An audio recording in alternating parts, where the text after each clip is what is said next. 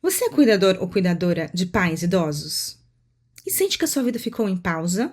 Que o seu desenvolvimento pessoal de repente foi engolido pela nova rotina que você teve que assumir porque é único filho, única filha? Rotina de organização dos médicos, organização da vida doméstica dos seus pais, das finanças. Tudo ficou para você. E você se vê sem tempo para cuidar de si mesmo. A sociedade diz que é obrigação dos filhos, e a lei também. Mas o seu desenvolvimento pessoal pode pagar um preço muito caro por isso. E isso ninguém te diz. Mas não precisa ser assim. Fica comigo nesse vídeo e vamos falar a respeito.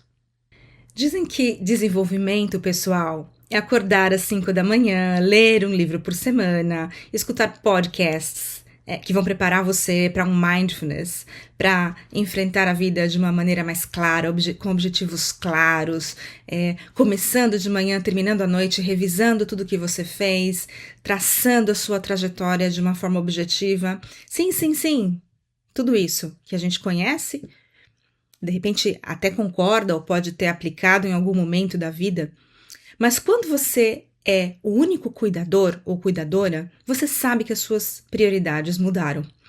Isso tudo parece impossível, é muita coisa, e aqui não é uma questão de gerenciar bem o tempo, ou fazer tempo, como as pessoas falam. Ah, se você não tem tempo é porque você não gerencia bem o seu tempo.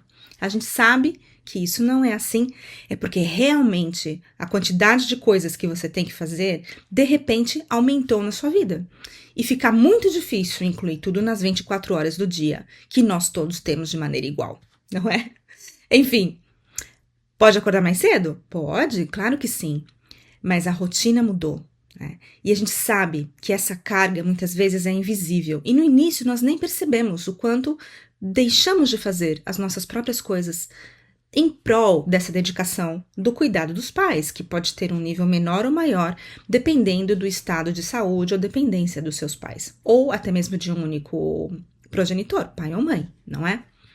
Enfim, nós sabemos que aqui o que acontece não é simplesmente um foco em desenvolvimento pessoal, mas o que é preciso ter é um cuidado para a sobrevivência da identidade. Como mínimo, isso. Por quê? Porque é necessário clareza mental. Para muitos cuidadores ou cuidadoras, é necessário manter um mínimo de espiritualidade que te mantenha um foco, que te mantenha no centro, que faça com que você perceba que você é importante e que você não pode se deixar. Ainda que você ame os seus pais e eles precisem de você, que você quer realmente fazer o seu melhor, é muito importante entender que você precisa cuidar do seu centro.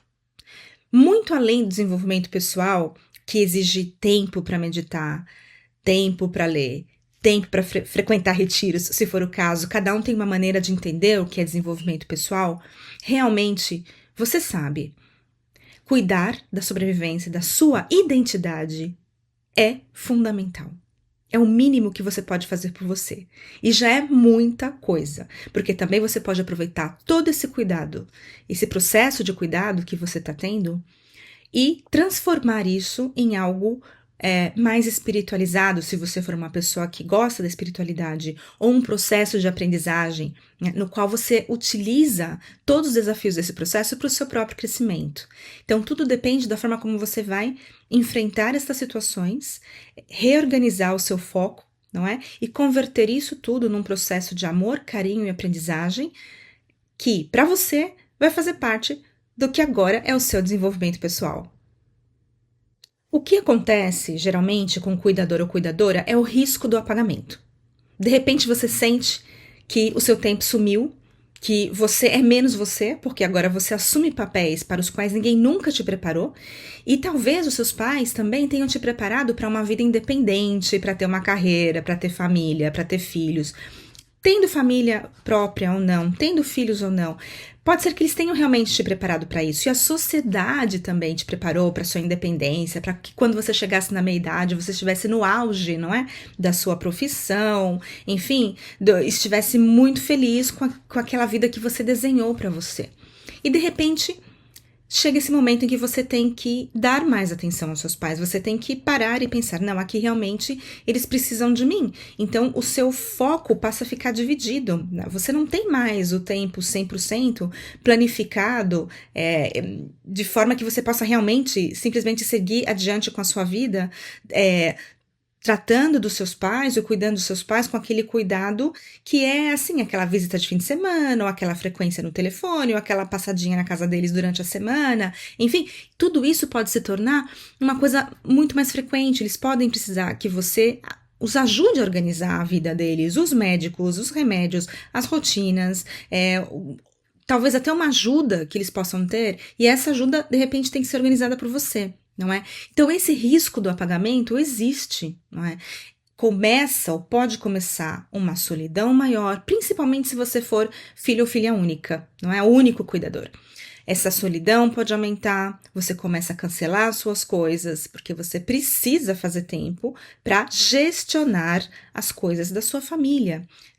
Inclusive, muitas vezes essas coisas, eu digo coisas que são médico, pessoas, mas também pode ser realmente coisas no sentido de propriedades, no sentido de finanças, enfim, várias gestões que de repente agora estão aí sobre a mesa e quem tem que cuidar é você, por uma razão ou outra.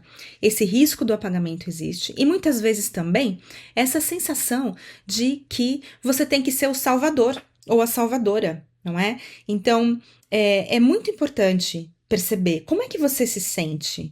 Você sente que você faz porque você quer, porque só tem você, porque é sua obrigação, ou é uma mistura de tudo isso, ou é uma sensação de dívida com eles.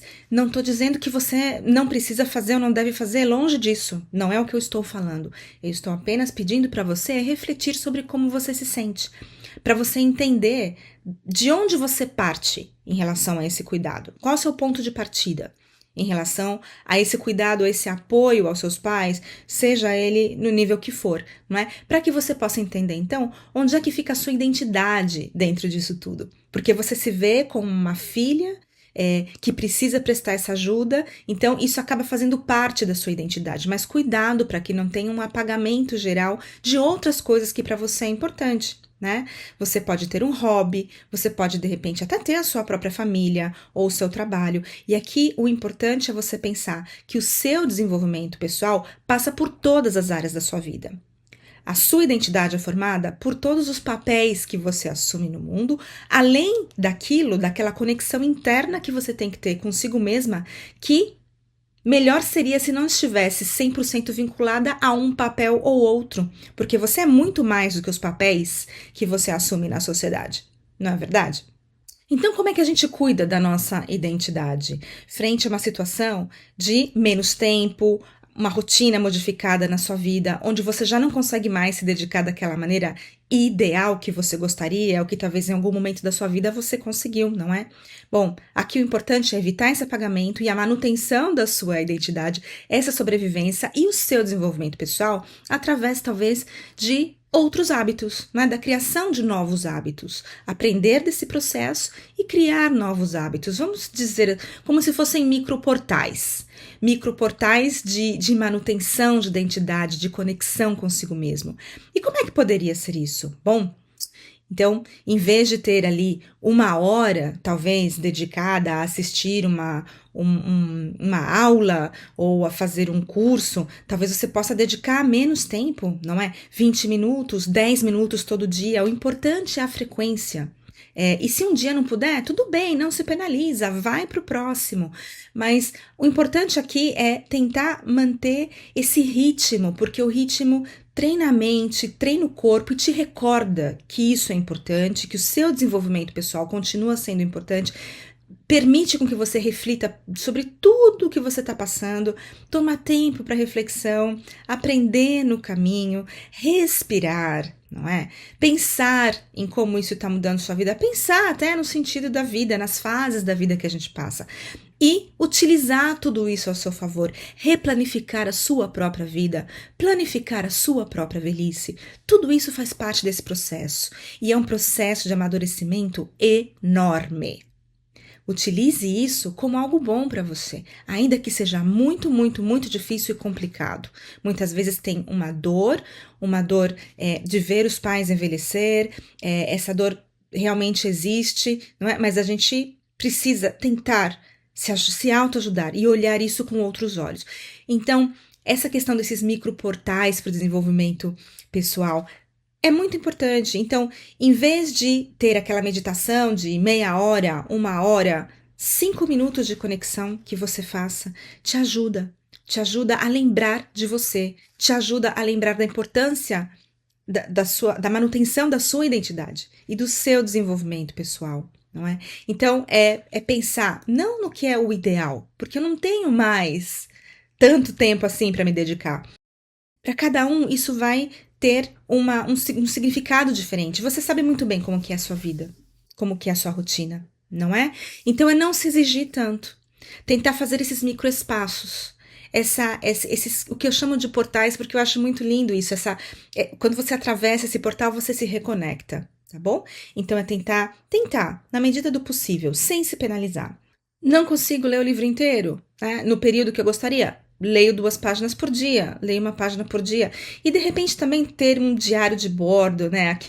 Aquele seu caderninho, aquele seu espaço para escrever. Eu sempre digo que tudo que a gente escreve manualmente, que é manuscrito, realmente ativa alguns processos cognitivos muito importantes para a gente. É um espaço de reflexão importante que a gente pode estar até perdendo agora com tanta digitação e tal. Faz no celular, dá certo? Claro que dá. Mas se você, ou no computador, obviamente, mas se você puder fazer de maneira manuscrita, melhor ainda. Escreve como você se sente hoje. Ou qual foi o grande desafio que você enfrentou. Se parabeniza porque você conseguiu. De repente você achou que você não fosse dar conta de fazer tudo isso e deu conta, né?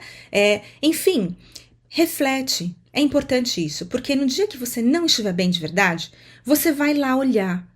Vai lá olhar tudo que você fez, porque às vezes você se esquece, fica perdido e você só se cobra. Você pode olhar, olha, realmente, aqui eu fiz isso, eu ajudei, foi legal, me senti bem, me senti mal nessa ocasião. Hoje me sinto mal tanto quanto me sentia naquela ocasião, por que será? E aqui eu me senti bem, tive uma felicidade interior, compartilhei momentos maravilhosos com os meus pais, não é? Consegui ajuda de alguém, que bacana que foi isso. Tudo isso ajuda. Ajuda você a entender como é que você está amadurecendo nesse processo, como você está mudando nesse processo e a sua identidade também, sem perder o seu centro, simplesmente aceitando, né, esse novo molde de quem é você nesse momento da sua vida, que realmente vai te deixar uma pessoa transformada nesse processo e para melhor. Seguramente pode ser para melhor, certamente, se você não se esquecer de você. Então agora pensa, qual era essa coisa ou esses hábitos que você costumava fazer antes de começar a cuidar dos seus pais, dar um apoio familiar maior? Era pintar, ler, rezar, ver filmes? Enfim, pensa, identifica essas coisas. E reflexiona até que ponto você está colocando isso em prática, mesmo que seja um pouquinho menos, mas é aquilo que você gosta. Conta para mim aqui nos comentários se você está conseguindo colocar algo em prática, o que é essa coisa e se você está conseguindo colocar isso em prática e como você se sente. Assim a gente compartilha um pouco a nossa experiência. Espero que você tenha gostado e que esse vídeo te ajude. Um forte abraço.